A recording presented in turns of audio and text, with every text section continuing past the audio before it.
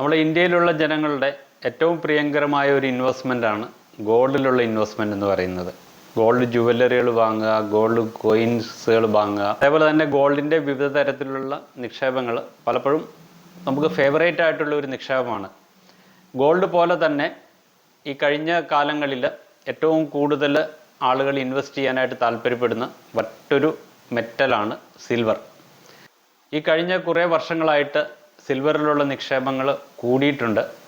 കാരണം സിൽവറിൻ്റെ industrial use കൂടുന്നതാണ് basic ആയിട്ടുള്ള ഇതിൻ്റെ ഒരു കാര്യം. നമുക്കറിയാം, ഏതൊരു കമ്മോഡിറ്റിയുടെയും ഡിമാൻഡ് കൂടുമ്പോൾ അതിനനുസരിച്ചുള്ള സപ്ലൈ നൽകാൻ സാധിക്കുന്നില്ല എങ്കിൽ നാച്ചുറലായിട്ടും ആ കമ്മോഡിറ്റിയുടെ പ്രൈസ് കൂടും. സിൽവറിലും ഇപ്പോൾ അതാണ് സംഭവിച്ചുകൊണ്ടിരിക്കുന്നത്. ഗോൾഡുമായിട്ട് കമ്പയർ ചെയ്ത് നോക്കുമ്പോൾ സിൽവറിലുള്ള ഇൻട്രസ്റ്റ് കൂടുന്നതിന് മെയിനായിട്ടുള്ള കാരണം എന്ന് പറയുന്നത് ഈ സിൽവറിൻ്റെ പ്രൈസിൽ വരുന്ന ഇൻക്രീസാണ്. ഇന്നത്തെ നമ്മുടെ കാലഘട്ടത്തിൽ സിൽവറിന് ഒരുപാട് ഇൻഡസ്ട്രിയൽ യൂസ് ഉണ്ട്.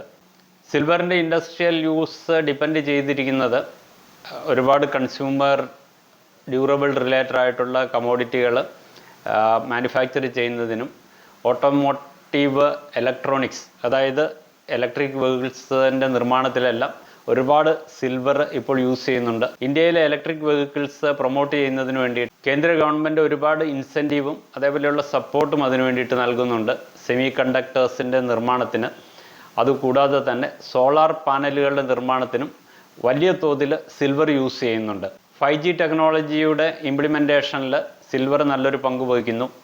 സിൽവറിൻ്റെ ആൻറ്റി ബാക്ടീരിയൽ പ്രോപ്പർട്ടീസിൻ്റെ ഗുണം കാരണം സിൽവർ വലിയ തോതിൽ മെഡിക്കൽ റിലേറ്റഡ് ആയിട്ടുള്ള എക്യുപ്മെൻറ്റ്സുകൾ നിർമ്മിക്കുന്നതിനും അതേപോലെ തന്നെ വാട്ടർ പ്യൂരിഫിക്കേഷൻ സിസ്റ്റംസ് നിർമ്മിക്കുന്നതിനും ലാർജ് സ്കെയിലിൽ ഉപയോഗിച്ചു വരുന്നു. സോളാർ പോലെയുള്ള റിന്യൂവൽ എനർജി, അതേപോലെ തന്നെ ബാറ്ററികളുടെ നിർമ്മാണം, ഇതിനെല്ലാം വലിയ തോതിൽ സിൽവറിൻ്റെ ഉപയോഗമുണ്ട്. പല റിപ്പോർട്ടുകളും കാണിക്കുന്നത് 2024 സിൽവറിന് ഏകദേശം 1.2 ബില്യൺ ഔൺസിൻ്റെ യൂസേജ് ഉണ്ടാകുമെന്നാണ്. അതുപോലെ തന്നെ സിൽവർ നമുക്ക് നിക്ഷേപം നടത്താവുന്ന ഒരു കമ്മോഡിറ്റിയാണ്. പല രൂപത്തിലും നമുക്ക് സിൽവറിൽ നിക്ഷേപങ്ങൾ നടത്താം.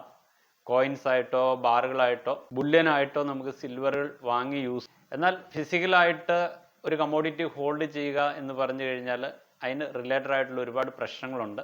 സിൽവർ എന്ന് പറയുന്നത് ഗോൾഡ് പോലെയല്ല. കാരണം സിൽവർ നമ്മൾ വാങ്ങുകയാണെങ്കിൽ വലിയ ക്വാണ്ടിറ്റി വാങ്ങി സൂക്ഷിക്കേണ്ടത് വരും. സാധാരണയായിട്ട് ഗോൾഡ് നമ്മൾ 1 പവനോ 2 പവനോ അല്ലെങ്കിൽ 100 ഗ്രാമോ സൂക്ഷിക്കുന്നതിന് ഉപരിയായിട്ട് നിങ്ങൾ സിൽവറിലാണ് നിക്ഷേപം നടക്കുന്നതെങ്കിൽ നിങ്ങൾ കിലോ കണക്കിന് സിൽവർ ഫിസിക്കൽ ഫോമിൽ യൂസ് ചെയ്യേണ്ടി വരും. ഇപ്പോൾ ഗോൾഡ് പോലെ തന്നെ ഇലക്ട്രോണിക് ഫോമിലും നമുക്ക് സിൽവറിൽ നിക്ഷേപം നടത്തുവാനായിട്ടുള്ള ഓപ്ഷൻ ഇന്ന് ഇന്ത്യയിൽ അവൈലബിൾ ആണ്. സിൽവർ ETF അല്ലെങ്കിൽ സിൽവർ എക്സ്ചേഞ്ച് ട്രേഡഡ് ഫണ്ടുകൾ. ഏകദേശം 2 വർഷങ്ങൾക്ക് മുന്നെയാണ് ഇന്ത്യയിൽ സിൽവർ ETF സ്റ്റാർട്ട് ചെയ്തത്. ICICI Prudential മ്യൂച്വൽ ഫണ്ടാണ് ആദ്യത്തെ സിൽവർ ETF നമ്മുടെ വിപണിയിൽ ലോഞ്ച് ചെയ്തത്. സിൽവറിൽ നമ്മൾ നിക്ഷേപം നടത്തുകയാണെങ്കിൽ ഏറ്റവും ഉത്തമമായിട്ടുള്ള ഒരു വഴി എന്ന് പറയുന്നത് ETF മുഖാന്തരം നമ്മൾ നിക്ഷേപം നടത്തുകയാണ്. കാരണം ETF മുഖാന്തരം നടത്തുന്ന നിക്ഷേപങ്ങൾക്ക് ഒരുപാട് അഡ്വാൻറ്റേജുകളുണ്ട്. സാധാരണയായിട്ട് ഫിസിക്കലായിട്ടുള്ള സിൽവർ വാങ്ങി കീപ്പ് ചെയ്യുന്നതിന് നമുക്ക് സ്റ്റോറേജ് ആവശ്യമുണ്ട്, സെക്യൂരിറ്റി ആവശ്യമുണ്ട്. ഈ കാര്യങ്ങളെല്ലാം ഇലക്ട്രോണിക് ഫോമിലുള്ള സിൽവർ നമ്മൾ വാങ്ങിയാൽ ഒഴിവാക്കാം. അതോടൊപ്പം തന്നെ ഇതിൻ്റെ ഹാൻഡിലിംഗ് ചാർജസും വളരെ കൂടുതലായിരിക്കും. ETFകളെ സംബന്ധിച്ചിടത്തോളം ഏറ്റവും കുറഞ്ഞ എക്സ്പെൻസസ് റേഷ്യോയിൽ മാനേജ് ചെയ്യുന്ന ഫണ്ടുകളാണ് ETF എന്ന് പറയുന്നത്. സെബിയുടെ റെഗുലേഷൻ അനുസരിച്ച് ഒരു മ്യൂച്വൽ ഫണ്ടിന് 1% വരെയും എക്സ്പെൻസസ് ETFകളിൽ ചാർജ് ചെയ്യാമെങ്കിലും നമ്മുടെ ആവറേജ് ETFകളിലുള്ള എക്സ്പെൻസസ് റേഷ്യോ എന്ന് പറയുന്നത് 0.25% താഴെയാണ്. അതൊരു 0.08% മുതൽ 0.25% വരെയാണ് ETF എക്സ്പെൻസസ് റേഷ്യോ വേരി ചെയ്തുകൊണ്ടിരിക്കുന്നത്. ETF നിക്ഷേപം നടത്തുമ്പോൾ മറ്റൊരു അഡ്വാൻറ്റേജ് എന്ന് പറഞ്ഞാൽ നമുക്ക് ഏത് സമയം വേണമെങ്കിലും വിറ്റ് പണമാക്കാം. മറ്റുള്ള സെക്യൂരിറ്റികൾ പോലെ തന്നെ മാർക്കറ്റിൽ ലിസ്റ്റ് ചെയ്തിരിക്കുന്ന ഒരു ഫിനാൻഷ്യൽ ഇൻസ്ട്രുമെൻ്റാണ് ETF എക്സ്ചേഞ്ച് ട്രേഡഡ് ഫണ്ടുകൾ. അപ്പം സാധാരണ ഷെയറുകൾ സെക്യൂരിറ്റികൾ ട്രേഡ് ചെയ്യുന്നത് പോലെ തന്നെ മാർക്കറ്റ് അവേഴ്സിൽ നമുക്ക് ഈ ETF വാങ്ങുവാനും വിൽക്കുവാനും നമുക്ക് സാധിക്കും. അപ്പോൾ നിങ്ങൾക്ക് പണത്തിന് ആവശ്യമുള്ള ഒരു വ്യക്തിയാണെങ്കിൽ അന്നത്തെ സിൽവറിൻ്റെ മാർക്കറ്റ് റേറ്റ് അനുസരിച്ചിട്ട് ഉള്ള ഒരു വില നിങ്ങളുടെ ETF-കളിൽ നിന്ന് നിങ്ങൾക്ക് ലഭിക്കും. സാധാരണ ഗോൾഡ്, സിൽവർ ETF-കൾ ലോഞ്ച് ചെയ്തിരിക്കുന്ന മ്യൂച്വൽ ഫണ്ടുകളാണ്. ഇതൊരു മ്യൂച്വൽ ഫണ്ട് സ്കീമാണ്. ETF-കളിൽ സാധാരണയായിട്ട് നിങ്ങൾക്ക് നിക്ഷേപം നടത്തണമെങ്കിൽ നിങ്ങൾക്ക് ഡിമാറ്റ് അക്കൗണ്ടും ബ്രോക്കറേജ് അക്കൗണ്ടും ആവശ്യമാണ്. ഇന്ന് നമ്മുടെ ഇടയിൽ ബ്രോക്കറേജ് അക്കൗണ്ടും ഡിമാറ്റ് അക്കൗണ്ടുകളും ഇല്ലാത്ത വ്യക്തികൾ വളരെ കുറവായിരിക്കാം. അപ്പം നിങ്ങളുടെ ബ്രോക്കറേജ് അക്കൗണ്ട് ഉപയോഗിച്ച് നിങ്ങൾ സാധാരണ സെക്യൂരിറ്റികൾ, ലിസ്റ്റ് ചെയ്ത ഷെയറുകൾ വാങ്ങുന്നതും വിൽക്കുന്നതും പോലെ തന്നെ ETF-കളും നിങ്ങൾക്ക് വാങ്ങുകയും വിൽക്കുകയും ചെയ്യാം. എങ്ങനെയാണ് ETF-കളിൽ നിന്ന് നമുക്ക് ലഭിക്കുന്ന ഗെയിൻ ടാക്സ് ചെയ്യുന്നത്?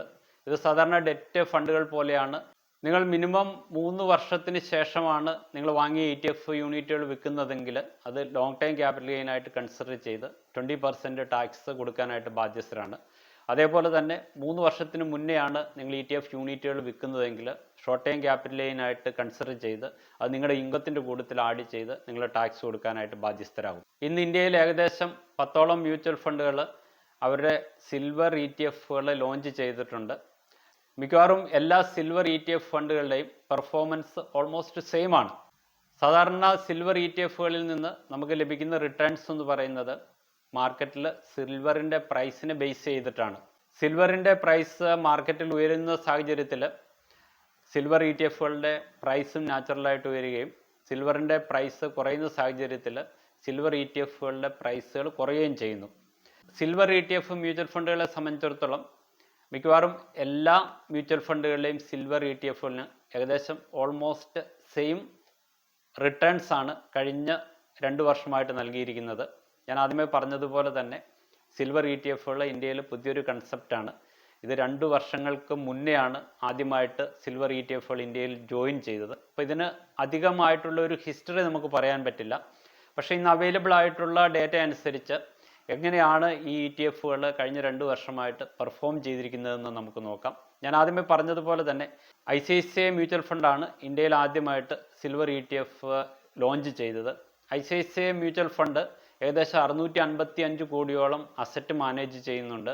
കഴിഞ്ഞ 6 മാസം കൊണ്ട് ഏകദേശം 17.41% റിട്ടേൺസും ഒരു വർഷത്തിൽ ഏകദേശം 25.47% റിട്ടേണുമാണ് ഈ ഫണ്ട് കൊടുത്തിരിക്കുന്നത്. ഈ ഫണ്ടിൻ്റെ എക്സ്പെൻസസ് റേഷ്യോ എന്ന് പറയുന്നത് 0.12% ആണ്. ഇതിൽ ഏറ്റവും ബെറ്റർ ആയിട്ട് പെർഫോം ചെയ്യുന്ന ഒരു silver UTI silver fund of ഫണ്ടാണ്.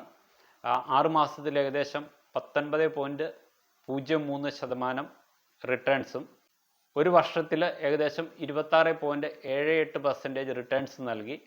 ഇതിൻ്റെ എക്സ്പെൻസസ് റേഷ്യോ എന്ന് പറയുന്നത് 0.5% ആണ്. അതുകൂടാതെ തന്നെ axis silver fund of fund അത് 6 മാസത്തിൽ 17. ഇതേപോലെയുള്ള കമ്മോഡിറ്റി ഫണ്ടുകൾ ലോഞ്ച് ചെയ്യുമ്പോൾ മ്യൂച്വൽ ഫണ്ടുകൾ അത് ഫണ്ട് ഓഫ് ഫണ്ട് രീതിയിലും അതേപോലെ ETF-കളായിട്ടും അതായത് എക്സ്ചേഞ്ച് ട്രേഡഡ് ഫണ്ടുകളുമായിട്ട് ലോഞ്ച് ചെയ്യാറുണ്ട്. ഫണ്ട് ഓഫ് ഫണ്ടിനെ സംബന്ധിച്ചിടത്തോളം അതിൻ്റെ എക്സ്പെൻസസ് റേഷ്യോ ETF-നുമായിട്ട് കമ്പയർ ചെയ്യുമ്പോൾ കുറച്ച് കൂടുതലായിരിക്കും. അതേപോലെ തന്നെ ഫണ്ട് ഓഫ് ഫണ്ട് രീതിയിൽ ലോഞ്ച് ചെയ്തിരിക്കുന്ന കമ്മോഡിറ്റി ഫണ്ടുകൾക്ക് നമുക്ക് നേരിട്ട് മ്യൂച്വൽ ഫണ്ട് ഹൗസുമായിട്ട് ഡീല് ചെയ്ത് അവിടെയാണ് നമ്മൾ യൂണിറ്റുകൾ വിൽക്കുകയും വാങ്ങുകയും ചെയ്യുന്നത്. എന്നാൽ ETF-കളെ സംബന്ധിച്ചിടത്തോളം നിങ്ങൾക്ക് ഒരു ഡിമാറ്റ് അക്കൗണ്ട് ഉണ്ടെങ്കിൽ സ്റ്റോക്ക് മാർക്കറ്റ് മുഖാന്തരമാണ് യൂണിറ്റുകൾ വിൽക്കുവാനും വാങ്ങുവാനും സാധിക്കുകയുള്ളൂ. കമ്പയർ ചെയ്യുമ്പോൾ ഫണ്ട് ഓഫ് ഫണ്ടിൽ നിന്ന് നമുക്ക് ലഭിക്കുന്ന റിട്ടേൺസ് താരതമ്യേന കുറച്ച് കുറവായിരിക്കും. കാരണം എന്തെന്ന് വെച്ചാൽ ETF-കൾ തന്നെ മാനേജ് ചെയ്യുമ്പോൾ അതിൽ തന്നെ ഒരു എക്സ്പെൻസസ് വരാം, അതോടൊപ്പം തന്നെ ട്രാക്കിംഗ് എറേഴ്സും വരാം. ഈ കാര്യങ്ങളെല്ലാം കൺസിഡർ ചെയ്തിട്ടാണ് ETF-ലെ റിട്ടേൺസ് വർക്കൗട്ട് ചെയ്യുന്നത്.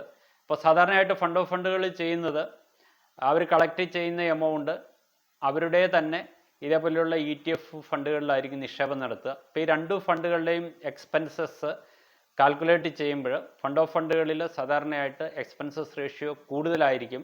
ETF-കളുമായിട്ട് കമ്പയർ ചെയ്യുമ്പോൾ അതിൽ നിന്ന് ലഭിക്കുന്ന റിട്ടേൺസും കുറവായിരിക്കും. അതോടൊപ്പം തന്നെ നമ്മൾ ഗോൾഡ് കമ്മോഡിറ്റി ഫണ്ടുകൾ, സാധാരണ ഗോൾഡ് ഫണ്ടുകൾ, ഫണ്ട് ഓഫ് ഫണ്ടുകളൊക്കെ ഓപ്പറേറ്റ് ചെയ്യാറുണ്ട്.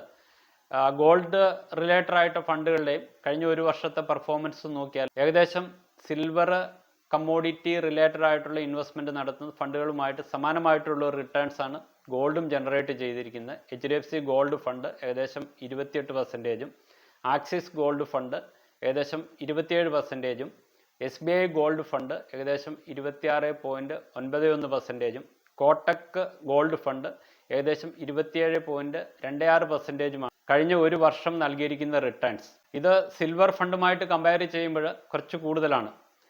ഇവിടെ നമ്മൾ പറഞ്ഞു വരുന്നത് കമോഡിറ്റികളിലുള്ള ഇൻവെസ്റ്റ്മെൻറ്റുകളുടെ ഇമ്പോർട്ടൻസിനെ കുറിച്ചിട്ടാണ്.